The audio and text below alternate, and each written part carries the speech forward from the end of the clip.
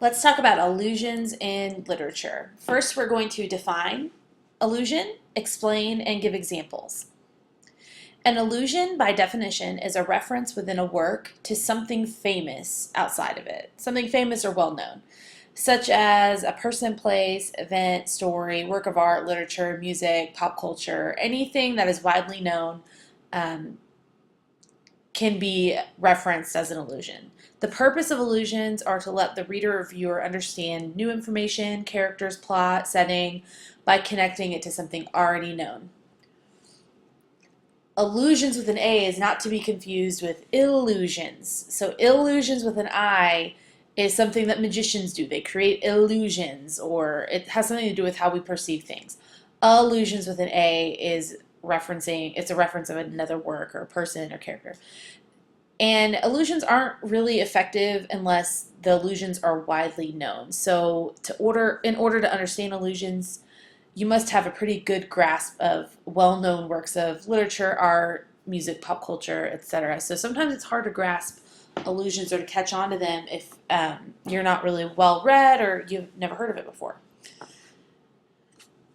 So whenever you come across an illusion, stop and ask yourself, what does the writer want me to understand about this character, setting, plot, etc., by connecting it to something with which I am already familiar?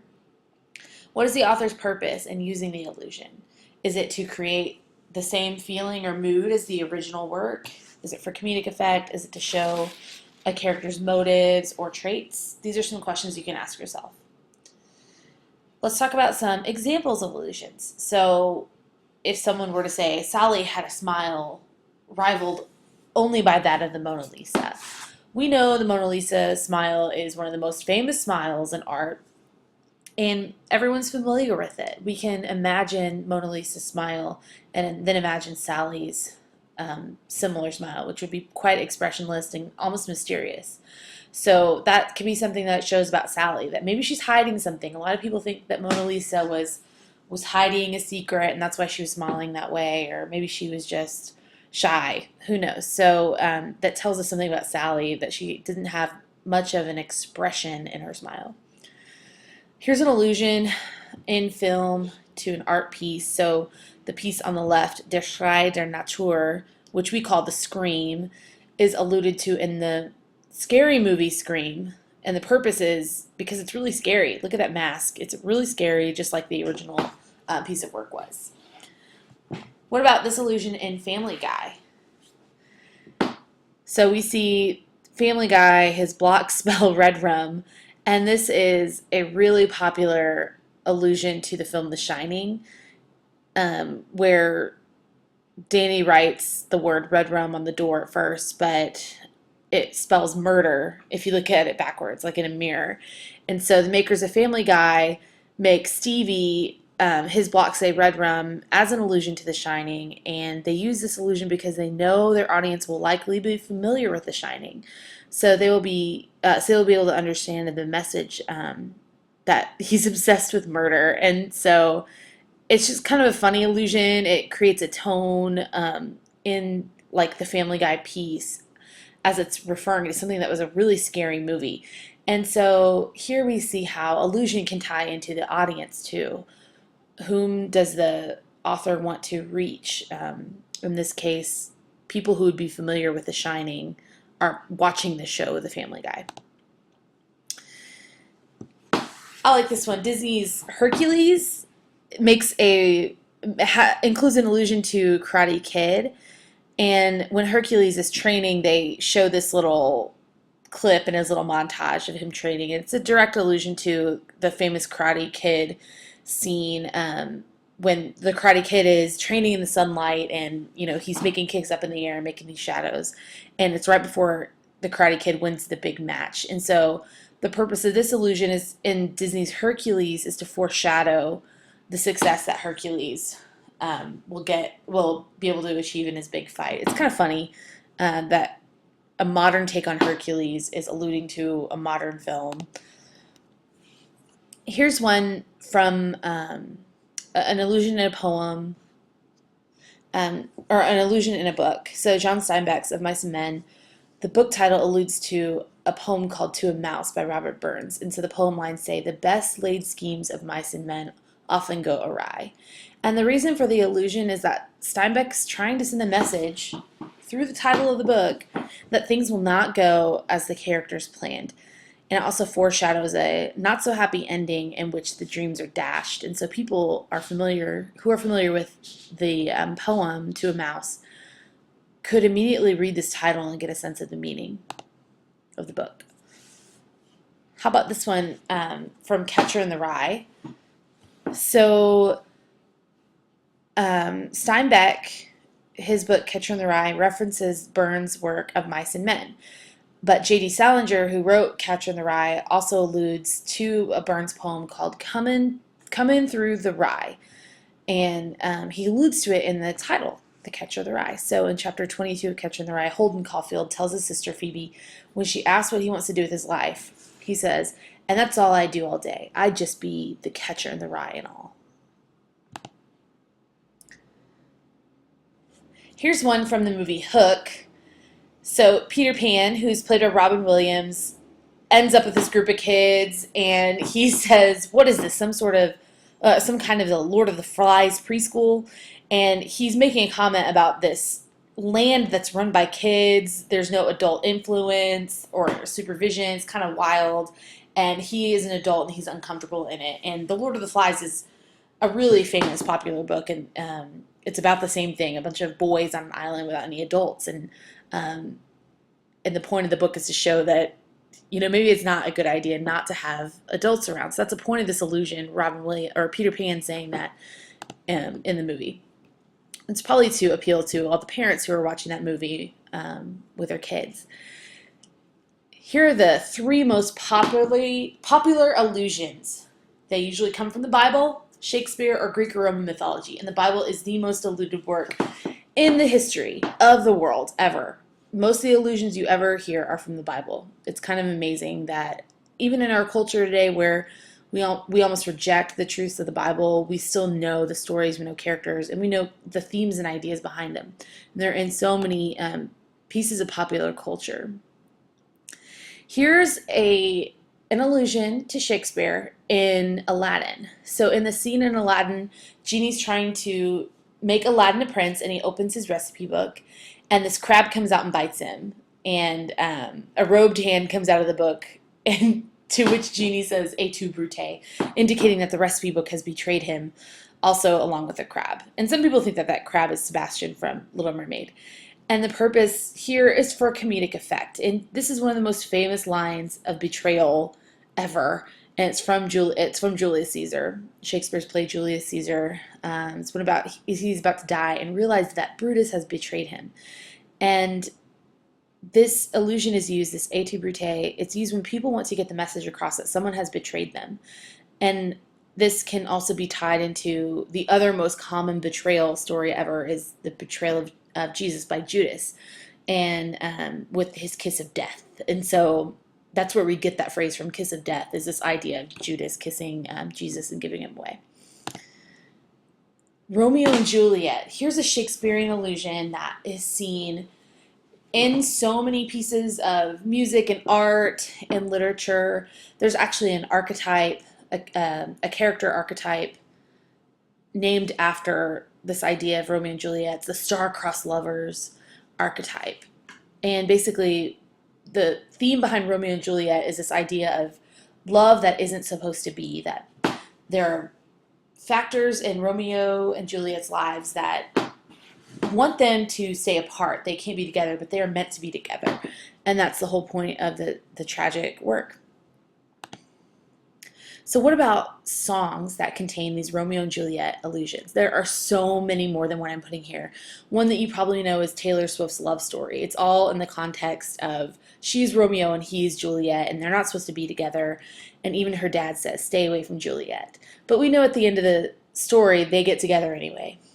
The Arctic Monkeys have a song called "I Bet You Look Good on the Dance Floor." And there's a lyric in there that says, "Oh, there ain't no love. There ain't no love, no Montagues or Capulets, just banging tunes and DJ sets." The Madonna song "Cherish," she references Romeo and Juliet. "They never felt this way, I bet." Etc. You can see these other ones. This Blue Oyster Cult Don't Fear the Reaper that you've probably heard. It's the More Cowbell song.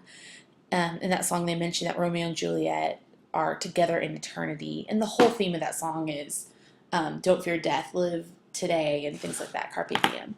And so those are some examples of a Romeo and Juliet in songs. Here are a few more. Bon Jovi, My Chemical Romance, Element. I personally think the Element song, Hey Juliet, I Think You're Fine, You Really Blow My Mind. I just want you to know I want to be your Romeo. It's quite a lame allusion when you think about the vast meaning of these two characters, these star-crossed lovers, when it comes to the history of literature and art in our world. So I feel like that's kind of, I don't know, a slap in the face to Shakespeare, but nevertheless, it is an allusion. Some more Shakespeare allusions. Everyone knows the line "to be or not to be" from Hamlet. And Hamlet says this after he discovers his uncle has killed his father and married his mother, and he does not know whether or not he wishes to live on after he knows that fact. And so to be means should I live on, or not to be, should I commit suicide? So this is often alluded to when people are making really big decisions or they're contemplating suicide, things like that. There have been a lot of pieces of art that have been framed around this one line. Here are some Shakespeare original phrases. You might not have known that these have all come from Shakespeare in one of his plays, one of his tragedies. And so you can look through this list. It's pretty funny. Some of these things that we've gotten from Shakespeare in his language that he's come up with are still in our common language today. So that's just something fun for you to look at. You can pause the video and watch it and look at it there. Let's move on to mythology. So the original tale of Achilles, when he was a baby, it was foretold that he would die in battle from an arrow. So naturally his mother didn't want her son to die. So she took Achilles to a magical river, which is supposed to offer powers of invincibility, and she dipped his body into the water. But Achilles' mom held him by the heel, so his heel was not washed over by that magical river water. So Achilles grew up to be to be a man of war who survived so many battles. And one day, an arrow shot him, and it was lodged in his heel, and it killed him instantly. Yet Achilles is remembered as one of the greatest fighters who ever lived. And so this story of Achilles' heel, we use that today when someone wants to discuss one's weak point. He or she will refer to it as the Achilles heel, meaning that they are really strong in all these areas except for that one tiny spot. We even have mythology in our advertising in our products today. So the Venus razor, it's obviously marketed to women. It alludes to a mythological goddess principally associated with love, beauty, and fertility.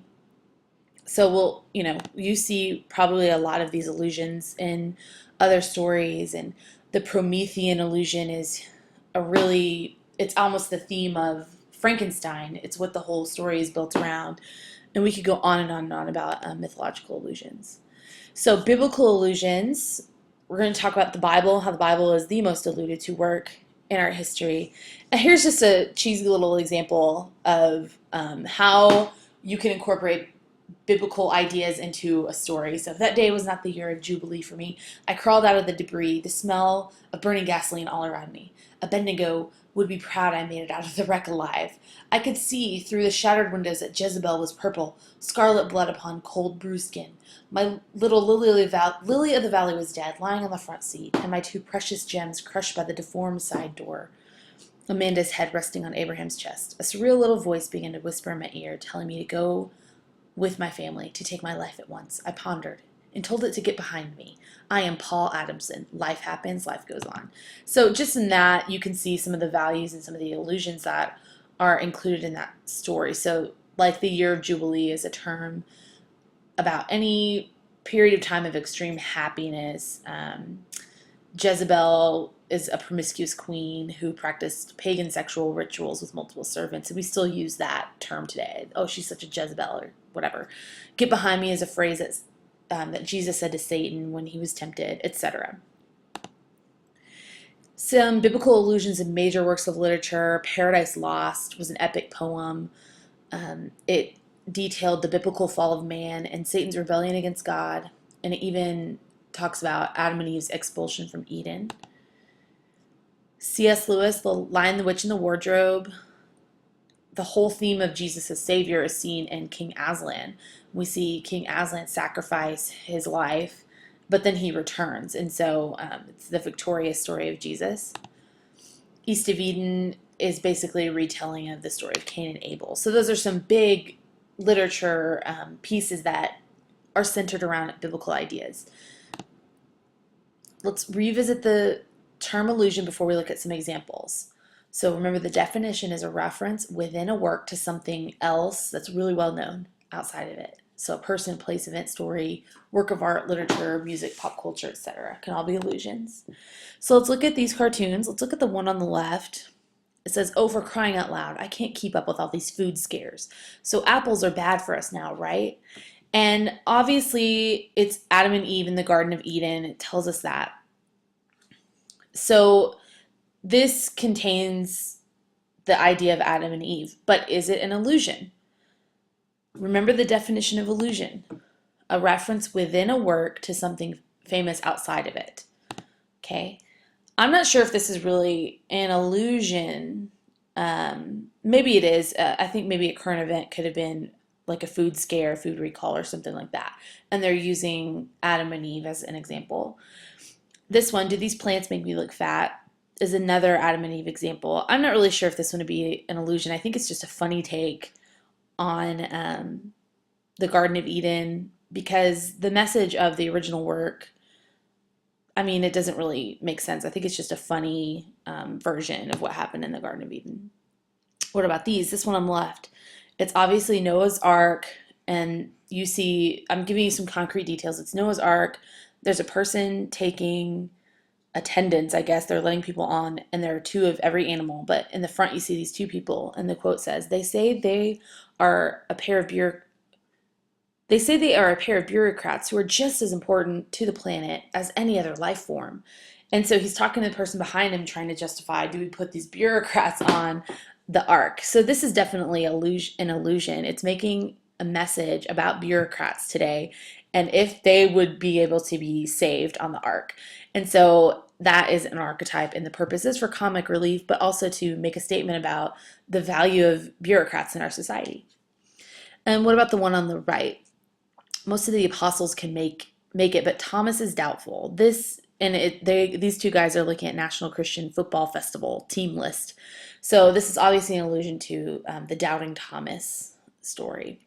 So those are allusions. So it's really imperative that you don't mix up true allusions with a funny cartoon or take on an idea, or even a parody. Those things cannot be confused. So when you're trying to find the meaning of allusions, you need to write down concrete details of the work. So literally what is happening in the piece of literature or the cartoon, whatever you're looking at, write down the concrete details, what you see, and identify the allusion in the work. The ones we just looked at, there was a Noah's Ark one and the Adam and Eve ones. And then go back and research the story or reread it just so you can see how close the story is to the allusion. And then decide, what is the purpose of the original story? The purpose of Noah's Ark, the original Noah's Ark story in the Bible, is to show how God saved, a certain part of mankind and the animal kingdom on the earth, and he destroyed the rest. But how life kind of restarted with what was on the ark after that. So you kind of have to figure out what the purpose of that original biblical story was. And how does that purpose in the original story connect to the work containing the allusion? So that's where your analysis skills come in, when you are starting to connect with, why would they use Noah's Ark to illustrate the point in their cartoon or the point in this piece of literature? And does that allusion really work? Why or why not? So that's kind of the purpose of studying allusions and how you can make connections among the text.